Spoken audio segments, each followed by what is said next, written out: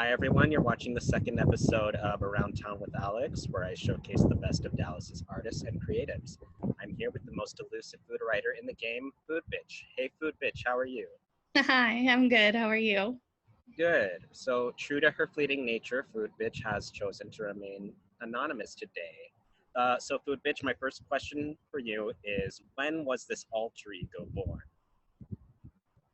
I would say in about 2009, I started tweeting under the name Food Bitch on Twitter, and I just wanted to tell everybody not to eat at Chili's, to be honest.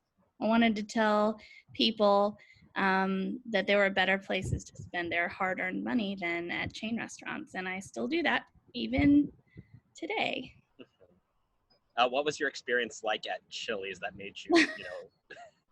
Well, I wouldn't say it's necessarily Chili's being, any bad experience at Chili's, except for that they used to be great and now they're not so great anymore, obviously. Like it used to be the place when we were in like high school and things like that. But it's more really not about how bad Chili's is, but how much better places are that are um, a mom and pop place, a place that has some culture in its food, individuality, um, something that someone made for you right there in the kitchen. Um, and there's just a lot more that can be felt in that food. Certainly, for sure, especially with so many great locally owned restaurants in Dallas. Mm-hmm. So, in addition to food writing, you're also a copywriter. So, when and where did your passion for writing begin? So in college, I actually went to the University of Texas and studied to be a genetic uh, engineer, but that did not pan out. I just started out doing that, but I ended up sort of scoping out everything when it started to look like biology was not my way. Um, so what I ended up doing was finding advertising, and I didn't realize that I had gone to one of the best schools for advertising until I sort of was all the way in it. But as it turned out, I was very lucky, and that was a great path for me, and it was a great place. So I basically have always been a writer, but didn't really realize that until I saw that there was a career for it for me. And then that's where my career started back in the early 2000s. So, where are some of your favorite places to dine in Dallas? Oh, wow. I mean, I've been eating here for a really long time in this city. So, I mean, it just depends, It's like if I want to grab a burger, I might go to Haystack or, um, you know, the Dairyette I just went to the other day. But it depends on what kind of burger. If I'm wanting to get sushi, I might get Sasa right near my house, or I might get a little bit fancier and go to Uchi. Um, it just totally depends on what I'm in the mood for, what other people are looking for. I love being given a challenge, So if someone says to me, I need this type of place, this type of food, I need to please this kind of person with this kind of dietary restriction, and they love this, I can get to work and I'll find the best place. All right, so during the early parts of the pandemic, several service industry workers were furloughed. And so there was a pop up called Staff Meal, which was created to help these workers. Yeah. Can you tell us a little more about that? Well, so Staff Meal was created long before I got involved with it. And it was a fantastic idea and organization that basically helped the restaurant industry feed the restaurant industry, which is amazing. And then I got involved when it froze over back in February in Dallas. And my idea was that I had seen Val from Val's Cheesecakes. He had a customer just hand him basically $100 and say, give cheesecakes out to people, because he had a lot of product but didn't have a way to sort of like sell it or get it to people in time for maybe his, because of refrigeration issues and things like that. And because people couldn't get to him because of the roads, there were just a lot of challenges with power and everything. So my idea was to sort of take that idea and scale it. And I thought, rather than try to recreate the wheel, I wondered if there was somebody in Dallas already doing something like that. And it turned out that the ladies at Staff Meal were already doing that. So what we did is we sort of like pivoted their idea and made it work for all of Dallas. And we were able to feed people every day, and raise over $60,000 in like just a few days. And we fed people for about a month every day, including weekends. We had pop-up tabs at restaurants. So what we did was we were able to allow people who had power and had means and had guilt over having those things donate. And then the money went to the restaurants that could provide then the food. They could have business that they weren't necessarily able to have as much of because of the compounded pandemic and the freeze and everything else. And then they were able to feed people who couldn't afford to go out to dinner and sometimes couldn't make food at their house because they were out of power. They didn't have power, or their house might have been flooded or something like that from a pipe burst. So it like was a win-win-win for everybody.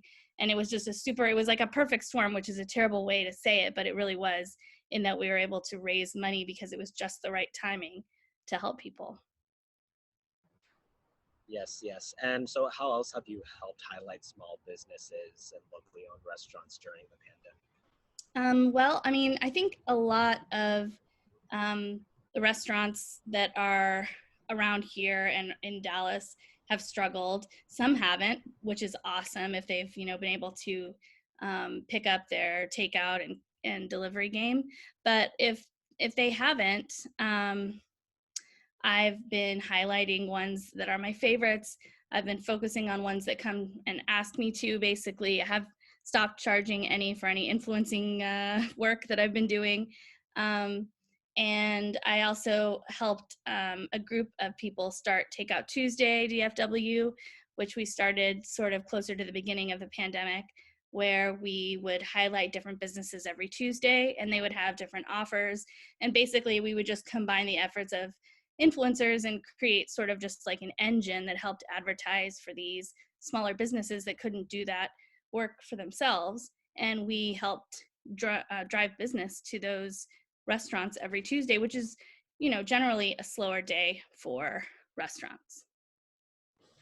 Yes, yes. And can you tell us a little bit about like what each Takeout Tuesday feature entails? Sure. Well, it was basically what we would do is we would contact a few businesses in a few different areas each day. So it might be Arlington and then Plano, might be East Dallas and also downtown, something like that. And we would contact a few of our favorite restaurants and say like, hey, if you guys will put an offer out of something like either a discount or something you're already offering, or even just, this is my, something that's new on your menu. It doesn't have to be a discount. We will sort of push that out with a photo and an offer and everything like that. So it really was just like sort of like a limited time opportunity for people to come in and try something new and discover new restaurants. So why have you chosen to remain anonymous after all these years?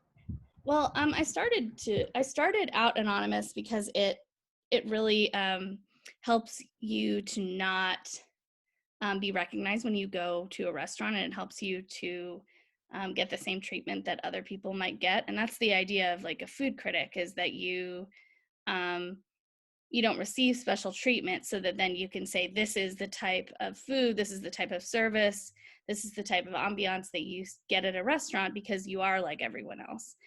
So that was the original reason.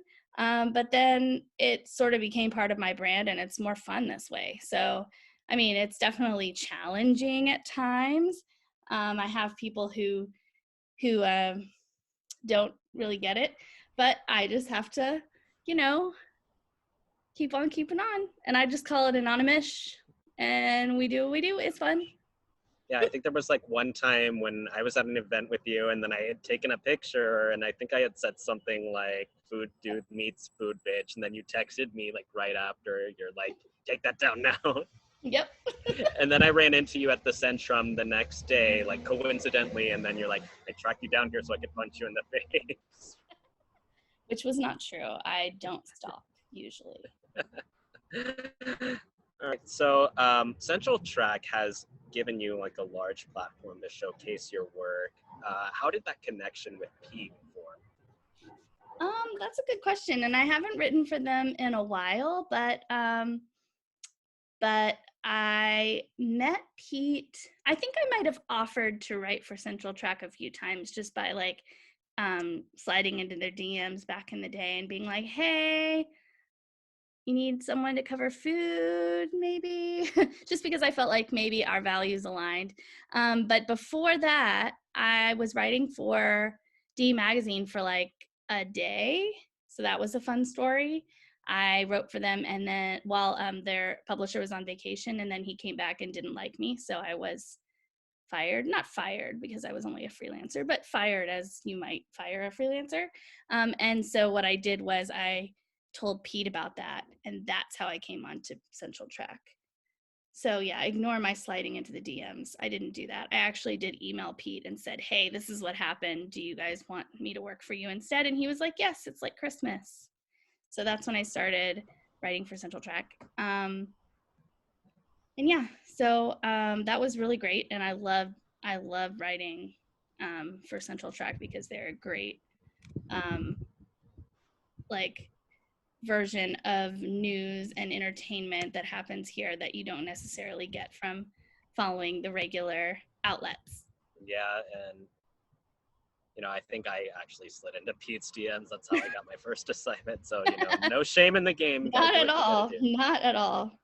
All right. So, what is a restaurant that everyone loves but you don't? And this doesn't have to be a Dallas place. This could be like Chili's or Applebee's or something. Well, I mean, there's certainly plenty of uh, of proof that I don't love Mi Cocina. Like that's well documented.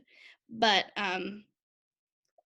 I would say, let's see. I think actually when I was at a meeting at Central Track, we had Wingfields, and I did not like Wingfields. And I know everyone loves Wingfields, but I thought that the burger was way too thick. I like a thinner burger. And so it wasn't juicy, it was dry, and it was just like not my style at all. And I know everyone loves it and it's so big and whatever, but like it wasn't for me. Do you like Uncle Luber's? I haven't had the burger there. I have because I'm such a sandwich person, and there's so few sandwich shops that I like in town. But I feel like I never can order the burger when I'm there. I order something else. So my last question is, what is your guilty food pleasure? Well, when I was pregnant, I used to eat Happy Meal burgers with like extra pickles, but that doesn't really count because that was a one-time deal for just like 9 months. However, I really, really like anything gummy. So gummy candy, like I will order from Foxtrot if I have to order something, which full disclosure, I'm an ambassador for them. So every time I order something, I will sneak a bag or two of their gummies in there because they are fantastic, and gummy things are my weakness. Thank you so much for your time this afternoon. Absolutely. Of course. You have a good week. Totally. You too.